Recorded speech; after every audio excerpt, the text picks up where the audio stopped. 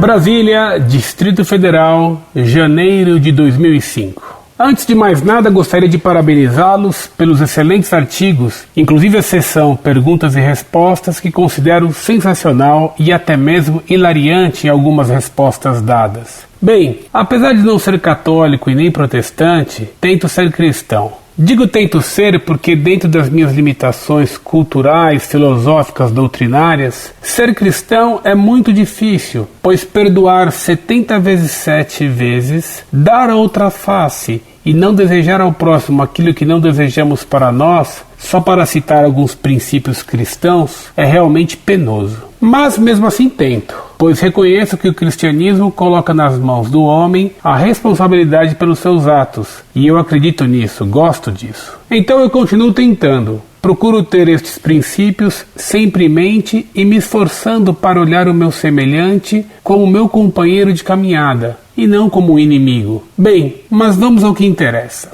Tenho pouquíssimo conhecimento sobre as histórias das igrejas católica e protestante, mas sei que hoje, ao longo dos séculos, alguns momentos que denegriram a imagem de ambas e que tais fatos foram motivados geralmente por questões econômicas, políticas e perpetuação do poder. Bem, há algum tempo li uma matéria que citava Paulo como responsável pelo primeiro ato que denegriu o cristianismo, que a tal história do encontro na estrada de Damasco não passou de encenação para convencer os crentes, que ele adulterou o cristianismo, sendo o mentor da igreja como a vemos hoje, que ele acabou com o cristianismo primitivo e criou o que se pode chamar o paulinismo, uma espécie de manipulação da crença dos primeiros cristãos de modo a moldar e conduzir tal fé em benefício das classes dominantes. Não tenho nenhuma opinião formada sobre o assunto e nem tenho conhecimento para formar tal opinião. Por isso, gostaria de conhecer a visão que a Igreja Católica tem sobre o assunto.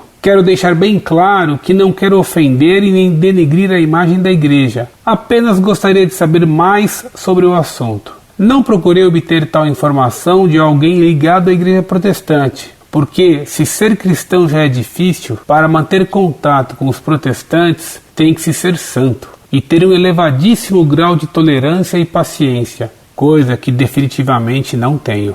Grato. Prezado, salve Maria. Agradeço seus comentários e estimo até que se divirta com algumas das cartas do site Monfort. Fico contente com a sua sinceridade e mais ainda com o seu bom desejo de lutar contra suas falhas, tentando pôr em prática os princípios do cristianismo. Se você me permitir, quero ajudá-lo nessa luta com 2 conselhos. Primeiro, é um erro pensar que podemos vencer nossas dificuldades sem recorrer a Deus. Recomendo-lhe que diga a Nossa Senhora que você tem pouco vinho e que pede a ela que rogue a Jesus, como em Caná, que transforme a água de sua alma em vinho excelente. Segundo, ninguém se salva sozinho. Uma brasa fora da fogueira se apaga e vira carvão. Recolocada na fogueira, acende-se com facilidade, fica brilhante e dá calor. Por isso, ofereço a nossa amizade, minha e de meus alunos, e mesmo para estudar em nossa companhia, se você nos honrar assim, para que, juntando nossas poucas forças, sejamos capazes, Deus ajudando, de produzir uma boa labareda em nossas almas.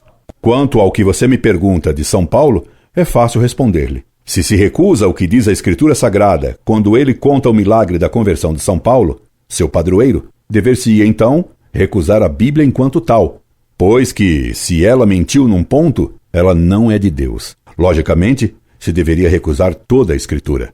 São Paulo não mudou a doutrina de Cristo, pois está dito que depois que se converteu, ele subiu a Jerusalém, ver a Pedro, para conferir o seu evangelho com o de Pedro. Epístola aos Gálatas, capítulo 1, versículo 18. E São Pedro ficou preso com São Paulo na mesma cadeia, a Mamertina, morrendo mártir no mesmo dia que São Pedro, pela mesma fé. Não é preciso desculpar-se por sua pergunta.